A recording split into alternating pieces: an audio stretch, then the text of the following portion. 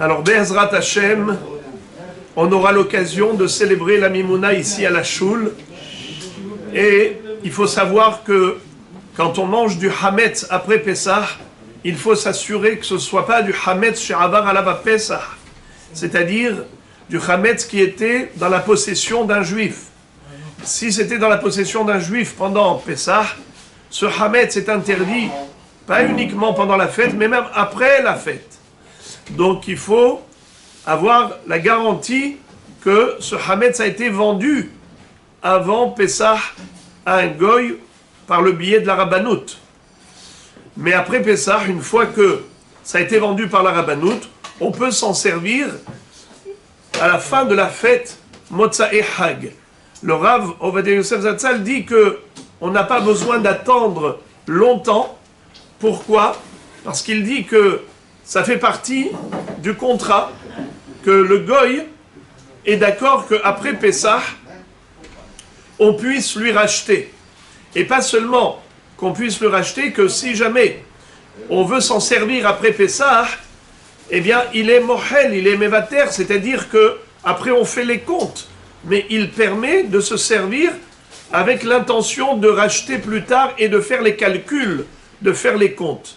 Donc le Rav Yosef dit qu'on peut immédiatement, après la sortie de la fête, se servir du Hametz qui a été vendu par la Rabbanout, et on n'a pas besoin d'attendre que la Rabbanout fasse la transaction commerciale de racheter le Hametz. Étant donné que le goy le sait, que la Rabbanout va racheter plus tard, alors il est d'accord de revendre, et il est d'accord même qu'on se serve avant même de racheter, et en faisant les calculs et le compte avec. C'est sur la base d'une halakha dans le Hoshen Mishpat. Il est écrit dans le Shulchan Aruch Hoshen Mishpat Siman Shin Nun Tet Saif Aleph Bedavar shelo makpidim alav en bo isur gezel ובוודאי שהגוי לא מקפיד שהישראל יאכל, לכן אין בזה חשש גזל הגוי שאסור מן הדין. Normalement, on n'a pas le droit de voler. On n'a pas le droit de voler même pas un goy.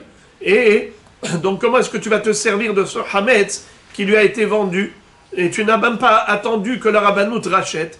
Il dit parce que il n'y a pas de gezel dans quelque chose qu'on n'est pas makpid. Et le goy n'est pas makpid que le Israël se serve puisqu'il le sait que la Rabbanout va ensuite tout racheter. Ça, c'est une chose. Deuxième chidouche, c'est que Motzae Pessah, à la sortie de la fête, si quelqu'un mange des matzot, est-ce qu'il doit faire mezonot ou motzi? Les Ashkenazim font un motzi sur les matzot toute l'année. Pourquoi? Étant donné que ce sont des matzot qui ont été fabriqués pour Pessah. Et ils ont la bracha de Hamotzi. Alors, ça conserve cette bracha toute l'année. Mais chez les Sfaradim, après Pessah, on fait Boré Miné Mezonot sur les matzot. Mais le Rav Ovadia Yosef Zatzal dit que, étant donné que, à la sortie de la fête, le soir de la Mimouna, il n'y a pas encore beaucoup de pain divulgué, ça veut dire les gens n'ont pas encore la possibilité d'avoir du pain.